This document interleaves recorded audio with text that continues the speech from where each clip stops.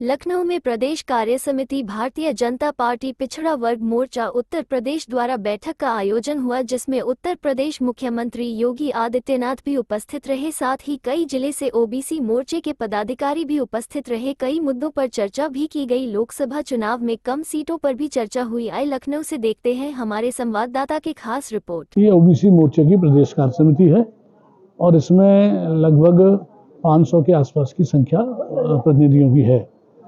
चर्चा भी पहले अध्यक्षीय उद्बोधन होता है, उसके बाद राष्ट्रवाद पर माननीय अध्यक्ष जी का संबोधन हुआ है, फिर स्वतंत्र जी का, उसके बाद कार्यकर्ता कैसा हो, कार्यकर्ता का कैसे निर्माण हो, कार्यकर्ता कैसे काम करे, उस पर चर्चा हुई है। अभी राजनीतिक प्रस्ताव रहेंगे। अभी दोनों डिप्टी सीएम केशव मौर्य जी और ब्रजेश पाठक जी का संबोधन होना, अंत में समापन रहेगा माननीय मुख्यमंत्री जी के द्वारा।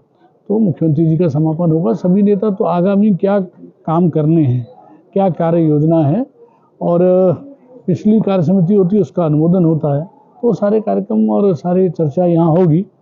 उसके बाद जो क्षेत्र में आगे जब ये हो जाती है प्रदेश कार्य समिति, तो उसके बाद क्षेत्र की कार्य समिति, जिला की कार्य समिति होती है, तो उसके बारे में यहाँ चर्चा करेंगे और बातचीत करेंगे। उपचुनाव को लेकर भी कुछ चर्चा होगी? नहीं, उपचुनाव को लेकर यहाँ कोई चर्चा नहीं है, लेकिन इतना तो कार्यकर्ताओं को सभी ने कहेंगे ही कि भाई जो भी चुनाव होगा उसमें ओबीसी मोर्चे के कार्यकर्ता बढ़ चढ़ के लगें और पूरे प्रण से लगें, और हम लोग इस बार और अच्छे परिणाम दे पाएँ, इसके लिए ये बात तो होगी ही निश्चित रूप से। सर, आज के कार्यक्रम के माध्यम से क्या संदेश देना चाहेंगे? ये संदेश ये देखिए, कार्यकर्ता हमारा एक्टिव है। जितनी संख्या जो लोग आमंत्रित थे लगभग सब लोग आए हैं।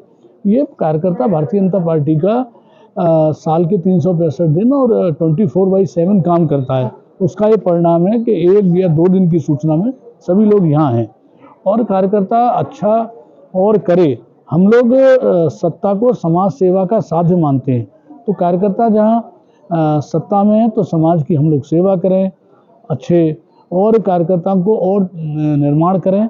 और चुनाव के अंदर जो भ्रम फैलाया था सपा ने और कांग्रेस ने, और उनकी पोल खुल गई है ना। उनका 8,500 आया। संविधान बदलता नहीं, भाजपा की 2 बार से सरकार है, 10 साल सरकार थी तब नहीं बदला, तो अब क्यों बदलते? और आरक्षण खत्म, ये सब फर्जी बातें उन्होंने करी। तो जनता को जो भ्रमित करने का काम किया, हमारा कार्यकर्ता जनता को बताएगा उनकी असलियत को, और जनता समझ भी चुकी है कि कांग्रेस के कार्यालयों पर 8,500 रुपये लेने के लिए महिलाओं की लाइन लगती है। तो ये केवल झूठ के फरेब के माध्यम से एक बार चल सकता है, लेकिन अभी हम उसको इन उपचुनाव में इसका हम लोग जवाब देंगे।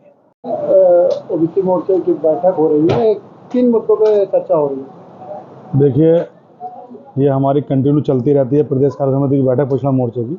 तो हमारी इससे पहले कानपुर हुई थी, और ये अब जो प्रस्ताव रखे जाते हैं हर बार, और उन्हें फिर हम पूरा करने के लिए, जनता के बीच में जाने के लिए ये बैठक रखी जाती है।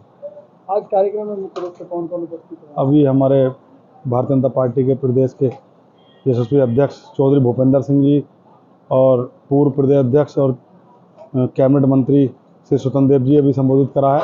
नरेंद्र कश्यप जी हमारे जो ओबीसी मोर्चे के प्रदेश अध्यक्ष हैं, वो अध्यक्षता करी है उन्होंने।